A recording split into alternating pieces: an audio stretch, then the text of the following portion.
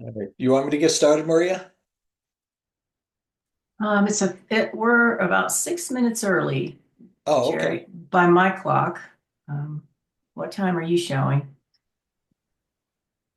I have 9:02, or You, that's Pacific you time. do. Oh, I do too. Oh, okay. Sorry, my desktop is behind. So yes, let's go ahead and get started. My apologies. Good morning, everybody.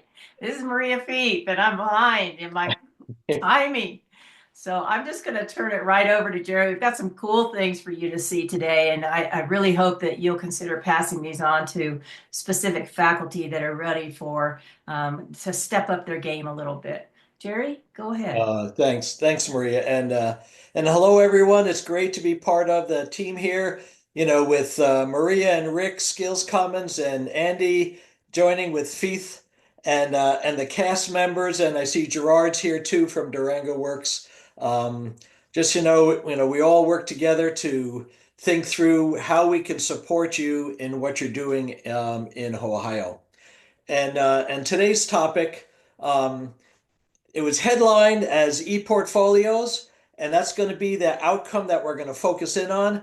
But I'm going to start off with a little context about why e-portfolios and an open strategy becomes so important for looking at innovations and how do we do things in an efficient way when in higher education when we're all overcommitted, under-resourced, and no one ever gives us enough time to do anything, right? And so how do we really effectively succeed in all the programs that we're trying to bring to bear?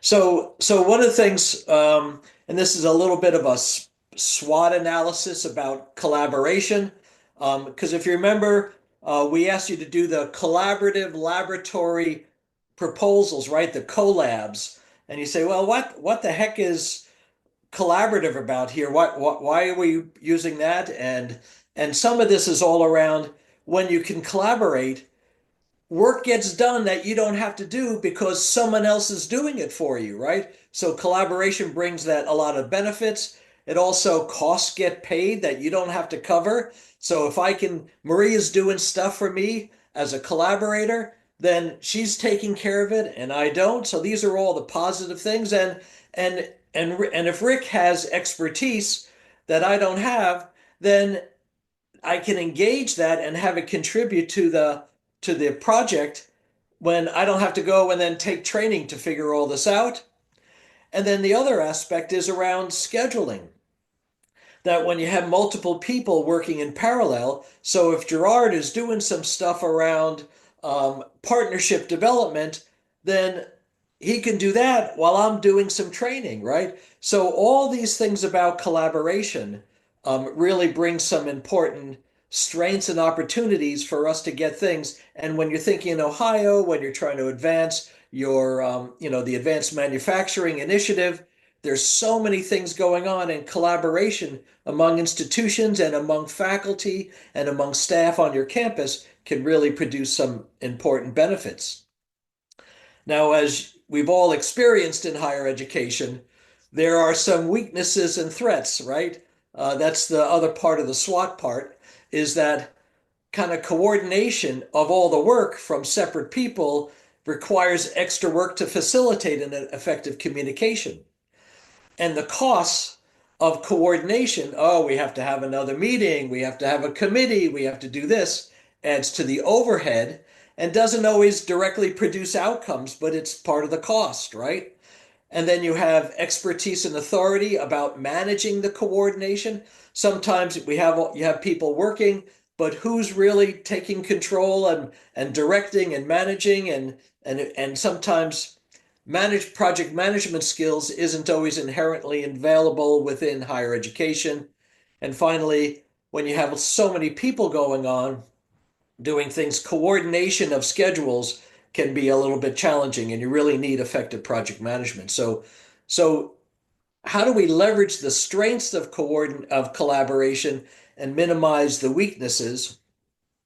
So when what are the different strategies that we have? Often there are ways to manage the collaboration. One is you say, okay, we're going to work together, and now we're going to have an oversight authority, and they're going to manage all the partner collaboration. So it's like creating a separate organization on top of that.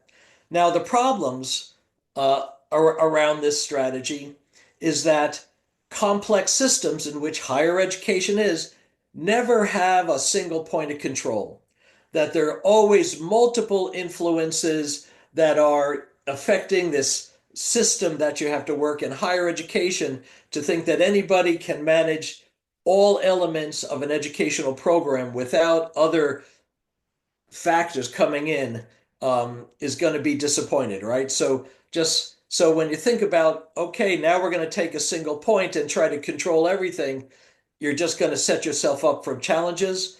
And then the coordination that you have to do when someone starts to micromanage from a single point of control, it creates all these bottlenecks, okay, for decision making and analysis.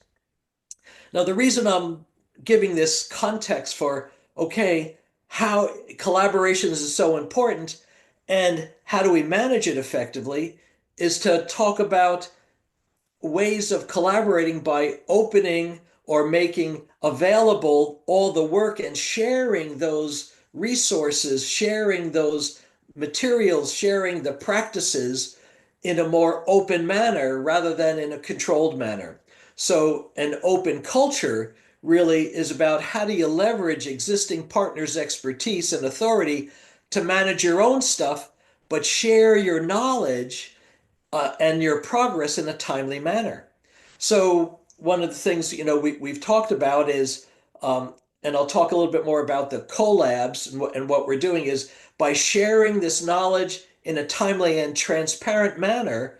Um, it can be really helpful, but you know what? That's not what higher education has been very good at, is kind of we do our own things, we invent our own processes. And the other aspect that's kind of often missing in higher education is the trust of other organizations, right? So a strategy of open culture about sharing what we're doing is I'll say often not a strong culture within higher education. All right. So that's in part what we're going to be talking about is all the benefits that we can get from collaboration and the benefits by opening up and sharing what we're doing can really produce a lot of benefits. And that's really where the e-portfolios are going to is why would we want to think about creating e-portfolios? Now, in an open culture, and we've talked about this already, I'm going to use the metaphor of cooking and an open culture in education. And if we're cooking, we need ingredients, right? I might grow some stuff in my backyard. I might create it myself, or I go to the store and buy it. And last session, we talked about open educational resources, free and available materials that you might create yourself, or you go to Skills Commons, or you go to Ohio Link, or you go into your LMS and reuse those materials that other people have.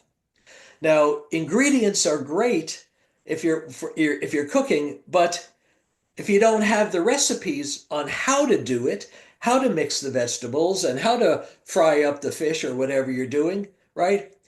You're not going to create that good meal, all right? And so recipes and know-how are really captured in what's called open educational practices. So how am I doing these things? And e-portfolios, in a sense, are going to be your recipe books about how am I implementing this program to do the outreach in advanced manufacturing, or how am I setting up a stacked credential for advanced manufacturing in my region, right? So the how-tos become very important, and you can have the resources, but you got to have the recipes too. Now, the third part that's really important as part of sharing in an open culture is, if you got your recipe book, you got your ingredients, But if you don't have your kitchen equipment and utensils, how are you going to do the cooking, right? So in this case, open educational services, these are the technology infrastructure that enables people to mix up, use, find the educational resources and practices.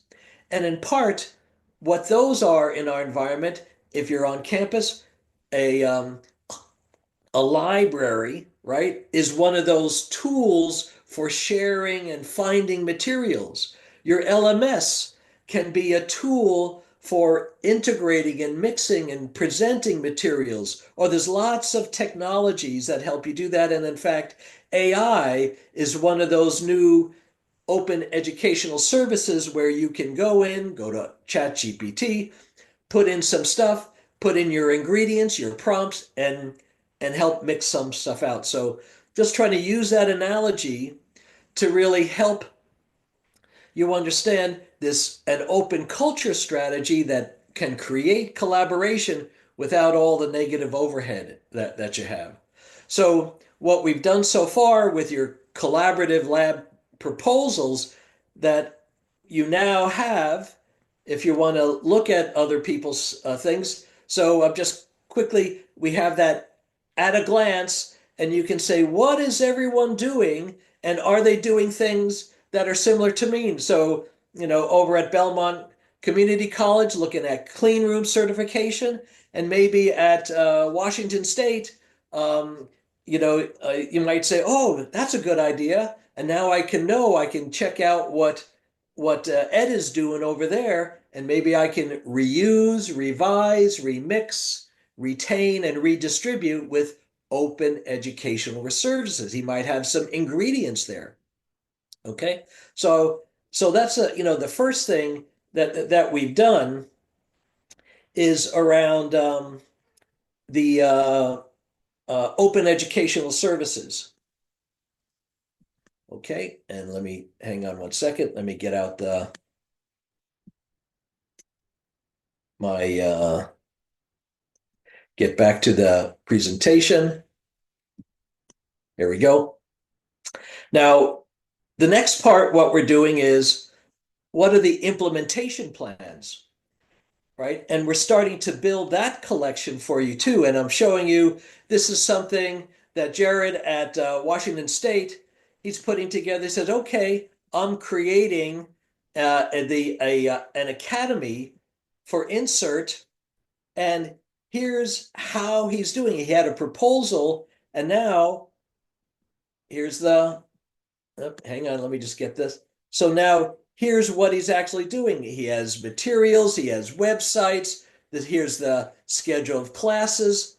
And again, by him sharing what his strategies for implementing this um, robotics operation or foundations for criminal justice, all these things, you now can say, wow, these are some pretty good ideas. And you can contact Jared and then allow the openness of sharing these practices being really useful. All right, so next. When you say, okay, I've implemented this, creating outcomes, right? How did it all work? And sharing case studies of how you are now implementing a strategy, using recruitment, developing partners. And so if you're going to leverage these things, well, how do you leverage these practices that you put in place and the outcomes?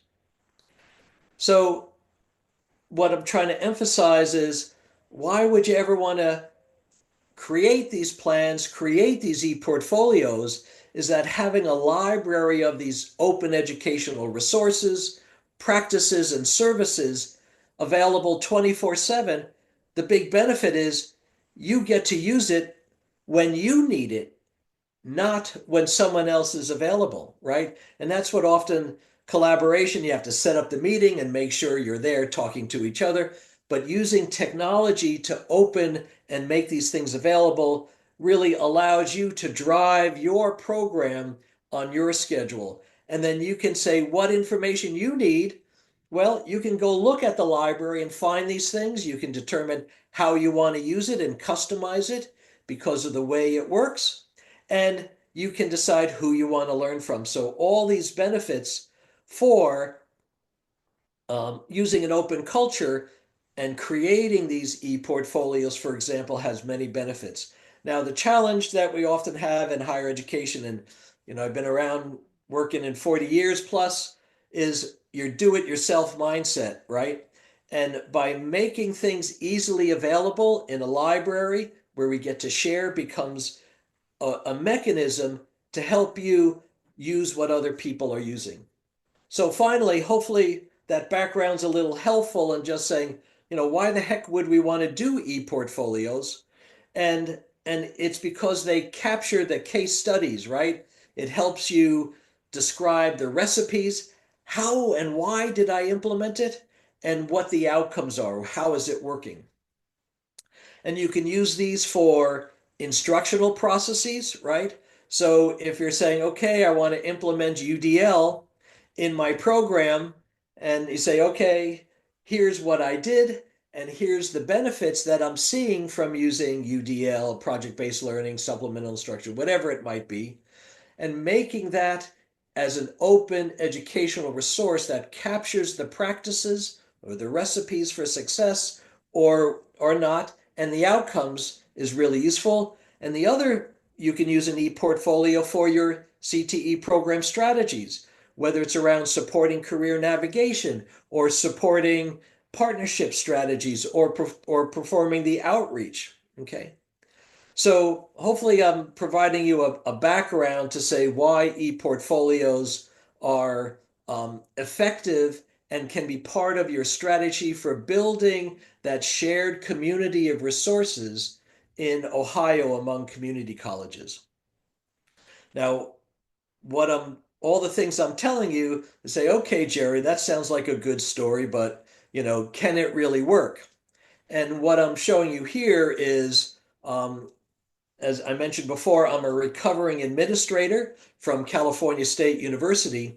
And part of the work I did was actually create an open educational practices and and you'll see I have over 700 faculties e-portfolios that they now have in a library that they can share among faculty. And getting 700 faculty to do anything is I'll just say is a chore, but it can be done and it creates tremendous benefits, particularly in complex situations where people need information when they need it. They're looking for information that they want, and they need to find the right people to connect to. So what I'm going to show you here is examples of both when you're redesigning courses like you might use for UDL, and also, what are strategies about how do I support CTE programs? So here, this is free and open for you to look at. And the idea here is this is a model that you can create in OACC, whether using Ohio Link, using Skills Commons. We can also use the Merlot framework too as well. And in this example, you can see we have people who have a variety of interests, and we're going to look at engineering on this website. And again, you're welcome to look at oep.merlot.org. All right.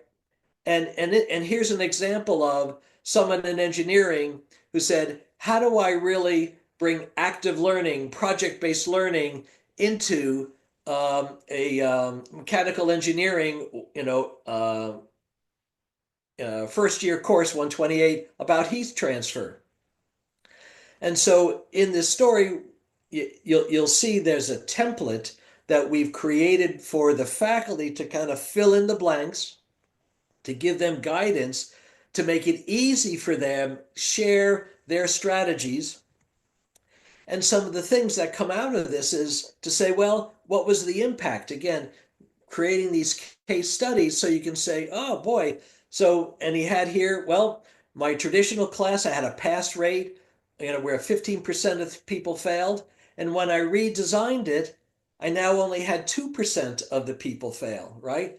So looking at how he flipped the classroom, he did the various things, student feedback. So this is all in the e-portfolio that then you can look at this and say, this sounds like a good idea. And even though I might not be teaching heat transfer, the strategy could be really useful for me to apply so I can reuse, remix, revise what this person has done to apply it to myself. Because now I see how we put into practice the ideas that he had. And here's another example, construction graphics redesign. And I pull this one as an example because what Willem, put together, he says, okay, I'm going to try this out. And one of the things that he found was he didn't find an immediate benefit from flipping the classroom. And what he said, boy, I recommended, I try to do it all at once in one big swoop. And he says, well, I would recommend taking small steps at a time, gather feedback to see how it works. And so you might want to take over a few semesters trying to implement these things, right?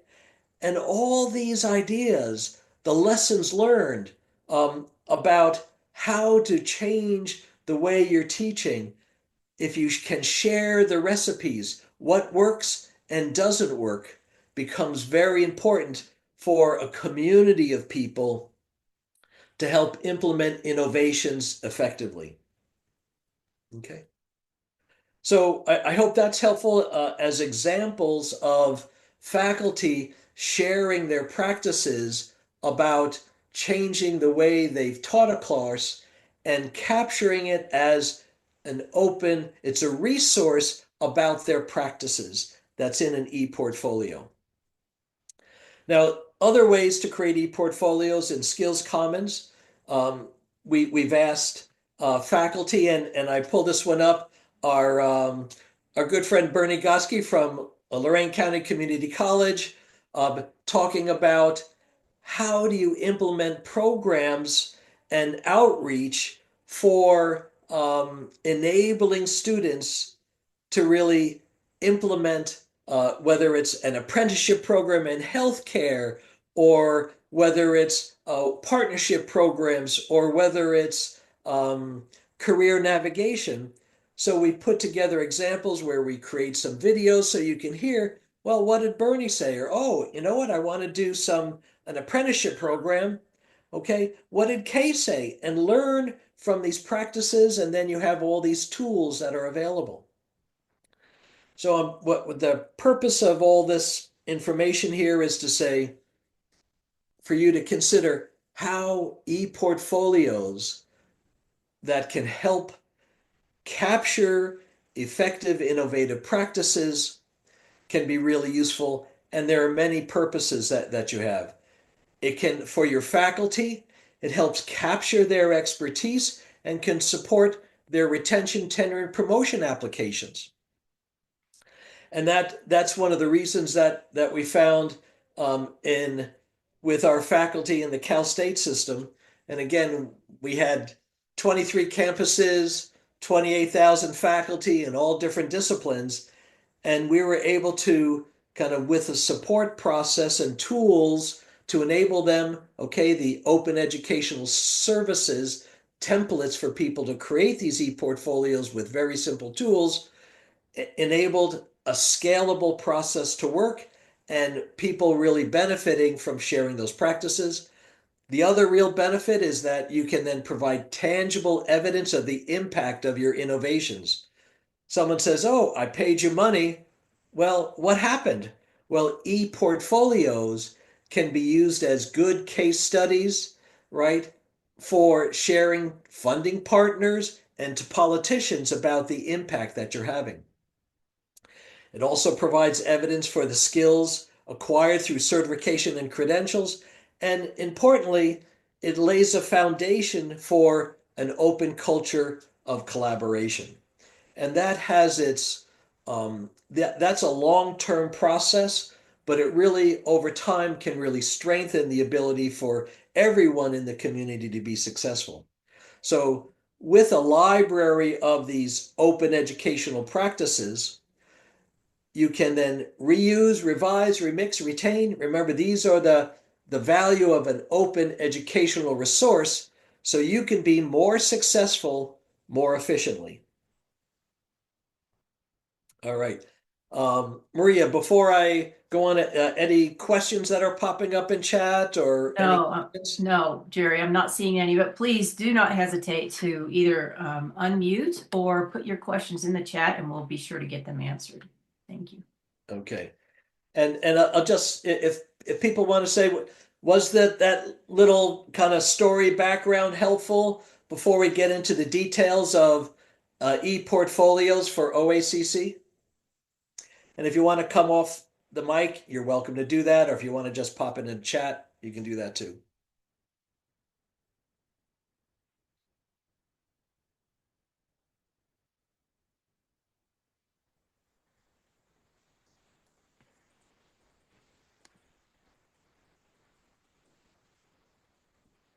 Okay. All right. So now it's like, okay, Jerry, all right, you just told me a lot of this background. I might have known some of it and this other stuff. What are you doing for us? Okay. So what I've created here for you, and it's just a template, it's just a draft, right? This is a simple tool for if you want to create e-portfolios for openly sharing. This is the way we did it. We've done it in the Cal State system. I've supported other initiatives with HBCUs in across a variety of states and creating e-portfolios and a variety of other institutions and community colleges. So I'll just walk you through here just what this is, what I've put together. And again, this is this is an open educational services. This is a technology that you are free to use anytime you want. All right. And I'll talk about how you get it. But here, what I have here is okay, put a little branding on it. And you can, if you want to put your own campus branding, you can take out that image and put your own logo in. And then I give scaffolding questions that you just kind of have to fill in the blanks. So you can say, what's my campus? Who's the author? What's the date? Write a little abstract about, what's the case, what's the innovation you've done, how you've changed your course, or how you've changed your recruitment, or how you've changed a program setup. And so in here, we try to put in here, give you scaffolding questions of okay, let's put some background. All right, why did you redesign the course? And it could be, I want to increase enrollment. I have to shift toward alignment to industry employability requirements. The failure rate was high in my class, whatever it might be. And so we try to give you some questions that will help prompt you think, write out your answers of about why am I redesigning the course. Again, we give you some suggestions, and then another section about for this is for a course. How you might redesign it using UDL, for example, is okay. If I'm redesigning my course, what's the demographics on my students? What are their preparation? Are they first gen students?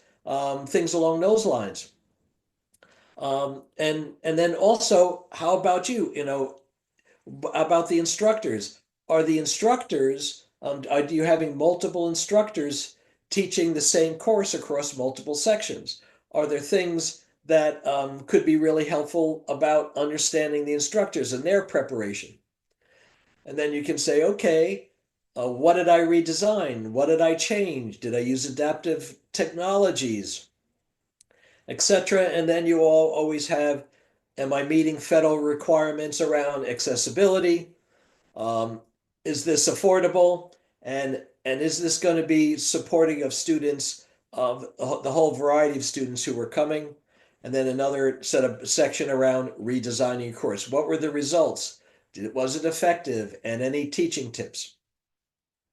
So you can see this is a simple kind of guided development for you to tell your story, to share your practice for implementing the innovations that you're putting in place. And this is one that's particularly useful for a excuse me, for teaching a course. Now, if you're doing other type of innovations, uh, I will work with you on those type of things, and I'll talk a little bit about that in a second. And the way you do this, it's pretty simple. These tools are free and available in merlot.org, and it's something you do is it's free, you register as a member, no cost, fill out a few things. Then once you do that, then you're then I can give you access to the tool because members within Merlot are the people who have access to this open educational service. You just email me and I send you the template, all right? And it's part of your Merlot profile then at that point, and it's all yours to edit. We have some tutorials about how to use it, and you have complete control over the topics that you want. Now, if you ever need help, you can just 1-800 Jerry Hanley, 1-800 Rick Lumadou, 1-800 Maria Feith, right? We all are familiar with how to do this to create these e-portfolios. Now, and and and I'll just say these are things you do on your schedule, and really think about how capturing that expertise, that know-how about how you're implementing your program can be used in your institution and within the OACC. Now, one of the things Rick Woodfill mentioned too is that you're working with Credential Engine to really create a registry of all the credentials, certificates, degrees within Ohio to make it easier for people to discover your programs. And one of the things that we'll do, we'll be working with Credential Engine. I've been familiar with Scott for a number of years through the past work in Skills Commons. And so are members of the teams that we're working with here is that one of the important elements of making credentials easily discoverable is you have to have tags or what they call the credential transparency descriptive language, right? It's basically tags that help quickly identify the information about your credential.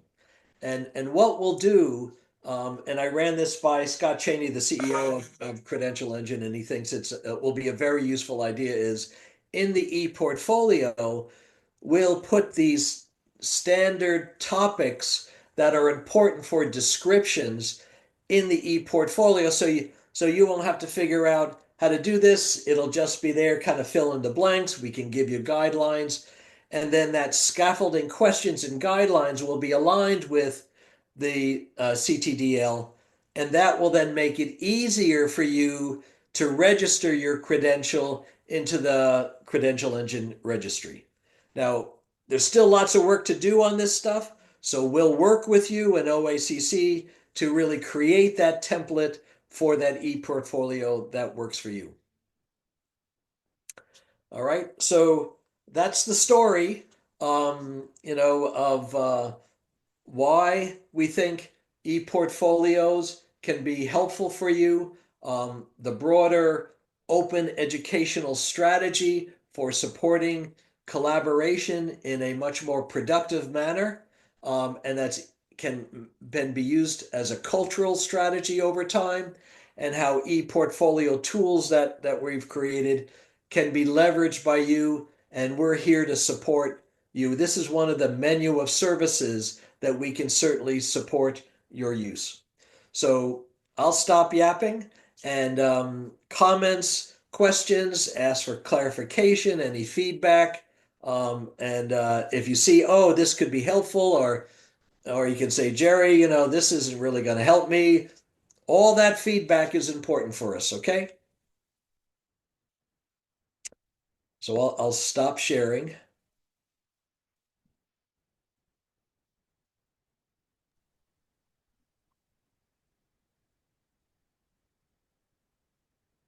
So, Jerry, while people are kind of formulating their thoughts, I know that you have rolled this out with so many, and I'm sure you've seen it go well, and I have no doubt that people have stumbled here as well.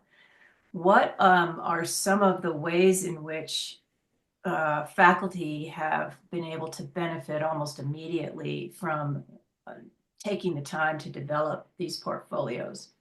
Why? And I know you've spent some time talking to us about the background and how it evolved but help these folks understand why they would take time to build one themselves and show their faculty what it can look like. right? I'll go back to a slide,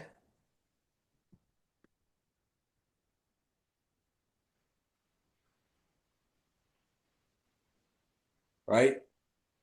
Faculty by um, retention, tenure, promotion decisions, I describe as being convicted of the crime of good work, right?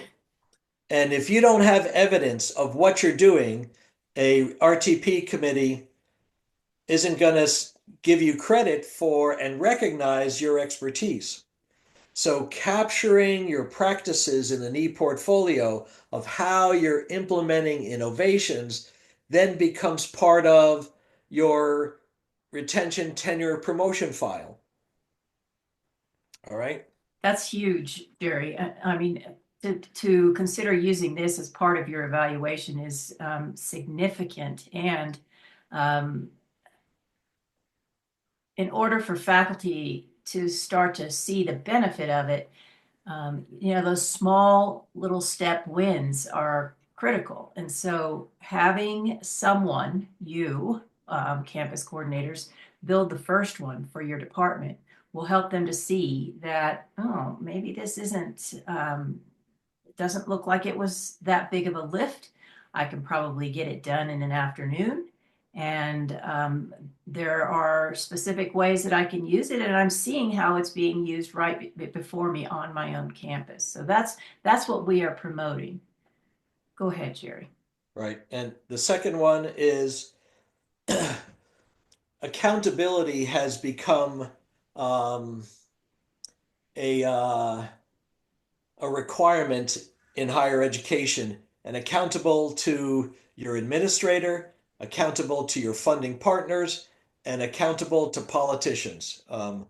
In my role, I've had to deal with legislators, I've had to deal with governor staff, and um, and you need to tell a story. Um, uh, because they don't know all the details on these things. So creating something that you can show why you did it, what you did, and what the outcomes are, um, and provide, and again, an evidence-based decision making tool is very helpful. Otherwise, it's very difficult to change their opinions, even with evidence. But these are the type of things that become very important. The other aspect here is, um, I'll just say, for example, if part of a faculty development program or what you want to do in at OACC, for example, is be able to give certifications of faculty who are doing innovative um, work in UDL. I'm just, again, using this example of because we have training in UDL or using open educational resources by having them create an e-portfolio. All right. Think of this as how do you give credit for prior learning? Okay. But this could be for faculty. Say, okay, tell me why I should give you a certificate that you know now how to do innovative work with OER or UDL or flipping the classroom or whatever it might be, right? Well, what's the evidence? Credit for prior learning always requires evidence for what you've done, and e-portfolios are tools that we've used to do that. And then finally, the last one is around by creating the sharing of what we're doing. I'll say one of the challenges we have in higher education is often the isolation that faculty and administrators have in trying to get complex, very important jobs done. And an open culture is around creating relationships, connections among people where you have an opportunity to ask for help, to ask for support, to get ideas, to brainstorm. If you have a closed culture, right, that's just the opposite in a sense, then suddenly everyone is struggling with trying to get so much work done that's really difficult. By opening it up, you get to share expertise, you get to share the workload, you get to share costs. Thank you, Jerry. I appreciate that. And you mentioned earlier that you're offering to help just to one-on-one or one-on small group walk people through this process, and all they have to do is email you to get started on that. We're hoping that a handful of campus coordinators will build an e-portfolio for themselves as models, and a reminder that you can get it started. It doesn't have to be the best that's ever been. You can get it started. And as you move through the work and you're thinking more about it and you process it over, even over the coming year, you can go back and refine it as you go and add the data as you collect it, etc. So please consider doing that with us, and we will help you at every step. Right. And here, what I'd say in a very specific situation.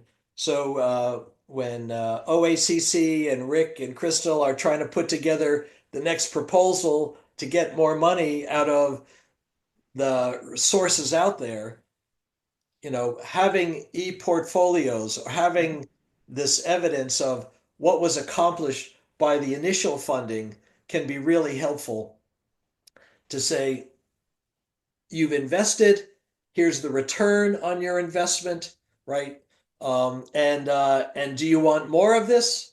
Well, pay us more money, type of thing. So these I find are can be helpful, and I'll just say as an open educational resource, it's meant to be revised, remixed, and changed around. Okay, so the template I created for you is just that. It's just some for an instructional course, some guidelines that we've developed. We started this probably 10 years ago. So you're not using something that hasn't been tested by a lot of people over a lot of situations, right? And we know how to, you know, change this around, and it's pretty it's a quick and easy thing to do. Okay, so not a and you probably remember one of my lines is give a gift and not a burden, right? There's a lot of stuff you get from this, and the burden is just kind of light, right? And we're here to help take care of that burden for you too. Thanks, Jerry. That's awesome. Um, Okay. any comments? So if Kyle, I know we had a chat last week. Was this helpful? And for you thinking about how your programs could leverage some of whether existing things or create these e-portfolios? Yeah, I think so. It's kind of ever evolving with us, but I feel like if I can, put the tools in front of my team, we can effectively take the next step. So I do think this is going to be helpful. On the evaluation side of it, that's a kind of a tightrope for us right now.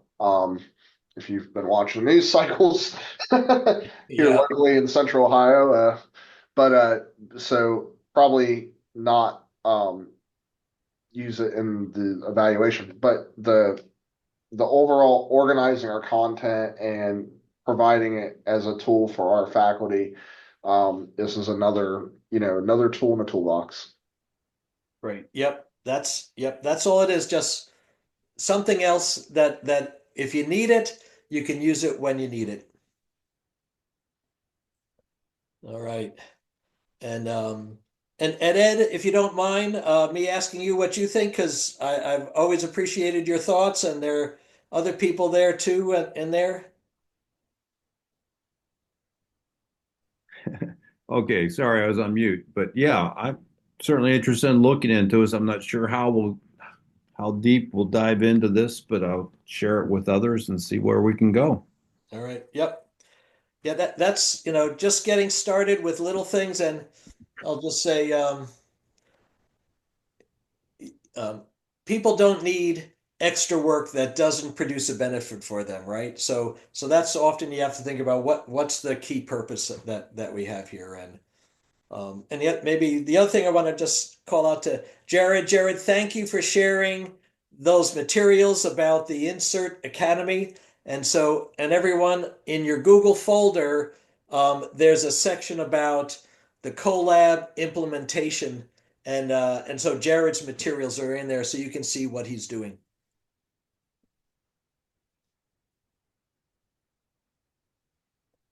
Okay. Any other comments? Jay, I know you often have some thoughts, and Elizabeth, any comments? No, this is useful. It's definitely useful. I think lot to digest from what you just said. Something new. So I just signed up for the Merlot, so you should at Good. least I got that part done. Okay. We'll And explore and unfortunately, we don't send you a bottle of wine when you become a member. that. All right. Um, but Yeah, yeah, but we try to have fun with it. All right. Just so you know. Thank you, Jay. you're welcome. Thank you, sir. All right. And uh and and unless there's any other comments, or if Rick has anything that he wants to sum up with, or any of the other team members want to say anything, I'm done. Gary, one point, one thought Yeah. here, Jay again. You said you're doing something, there's a template out there for a course redesign. Did you say you created one? Oh, yeah. Okay, here. Let Where do me. you find that? Okay. All right. So hang on. Let me. So Can, while yeah, Jerry's pulling that up, he's designed one specifically for OACC and that's the what I was Ohio looking for. College. That's precisely what I was looking for. Mm-hmm. And while he's pulling that up, Jay, I've put in the chat a handful of links. One of them is a tutorial for ePortfolios, and another one is a template, a basic template out of Merlot that will walk you through what the topic areas are. Jerry has taken this a step further to make it very customized and specific to Ohio. So that's where he's going right now. all right. Another dumb question, Maria. No, I know you put all these wonderful links as we for every meeting. Mm-hmm. Sometimes if you don't copy it down or something, is there some way to get that Yeah, somehow? yes, I'm absolutely. I'm And not that Zoom competent, so that's no, why. I understand that completely. And the last meeting, Jay, I um, I typically will download the chat comments and add it to my kind of summary email after these trainings. I'll do that again today, so Okay. that you'll have these readily available to you. So just look in the attachments; it'll come as an attachment in the follow-up email. Thank you, sir. All No, right. no, not a dumb question at all. Yeah. I'll do a real quickie, show where how you'll be able to get this template. So in Merlot, once you become a member, there's lots of things that you can do again for free. One Yeah. of the tools is my content builder, right? So this is the authoring tool that you can create websites with. And my joke is, if you can edit a Word document or a Google Doc, you can build a website. Okay. So one of the things I created here was the OACCE portfolio. And so this is all now publicly available. And then I can just show you real quick about, here's the tool. And if you remember, so here are you know, share how you do it. Here's the know-how, course background, and you can just say, oh, I want to put course back. How does this course fit into whatever the requirements of the program? I can just go delete, and then I can type blah, blah, blah, blah, blah, whatever I want. And then it's saved and I can exit it and then I can show how it works. So I don't want to, so it's a really, it's a simple authoring tool that you can use to, again, customize it. Now, some of the points about strategies for redesigning courses. Okay, I will, here, let me just go to OEP.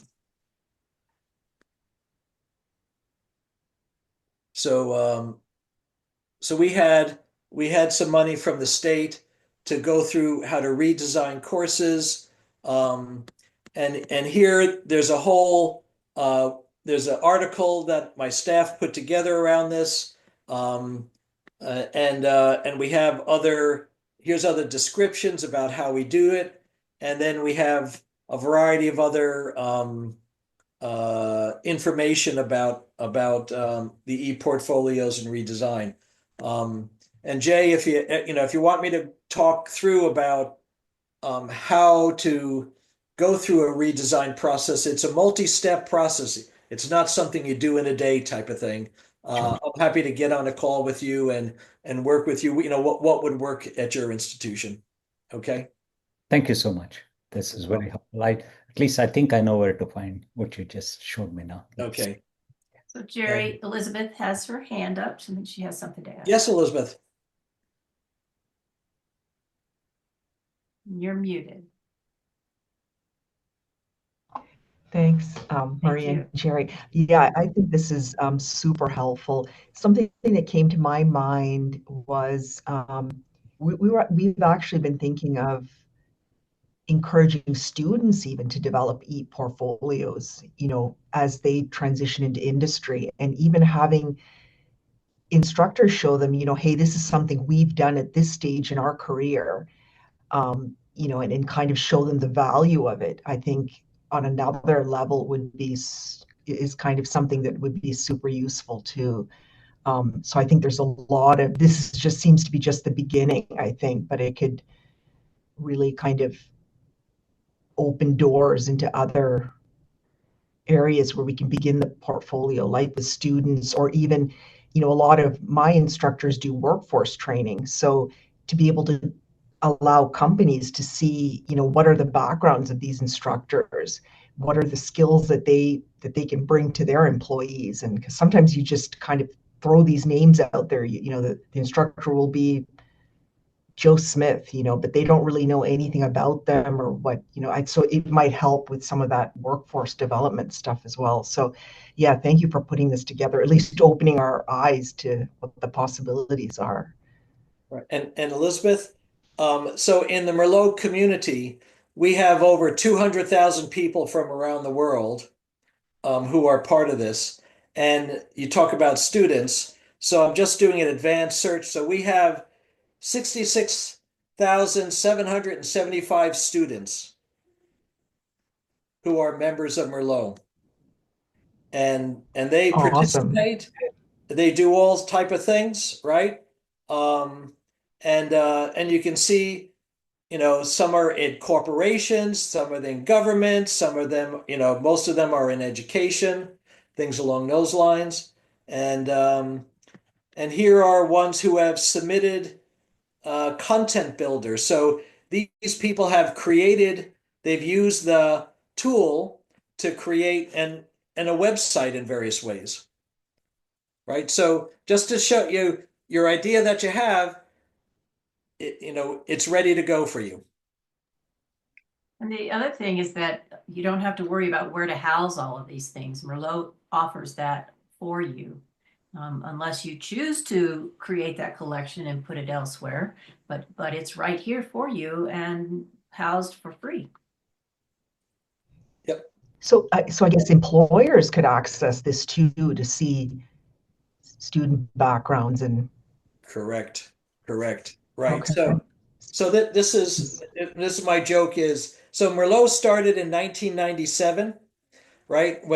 And trust me, it was on very different technology. It was on my FileMaker Pro and everything. But this, in a sense, the community here, this was LinkedIn for educators before LinkedIn was created. And the idea here was, and again, 97, this is when the web was just really significantly influencing higher ed. The idea was we had to enable people to participate. And so if you didn't have an identity on the web, how could you do anything in a creative process? So the member directory and inviting people to join, opening up that opportunity for everyone was fundamental to the design of Merlot. And then once you have people members, then they say, "Oh, I can contribute," right? The idea of I can share what I've done, um, and um, and then other people can value it because everything we have over 100,000 materials in Merlot. Just to give you a sense, and I don't pay anybody anything, to do all these things, but every month we get 940 people join, 379 materials were added into the collection, right? And these are things that 264 people made comments, right? They created collections, there, a bunch of stuff going on. But by having an open culture in enabling people to share, then I now benefit by having those people put in 379 materials and I didn't have to do any of the work. Okay, that's the value of collaboration. So sorry, a little mini background on Merlot, but the idea for you to see that you can leverage this, your students can leverage this, and your employers can leverage this. Okay.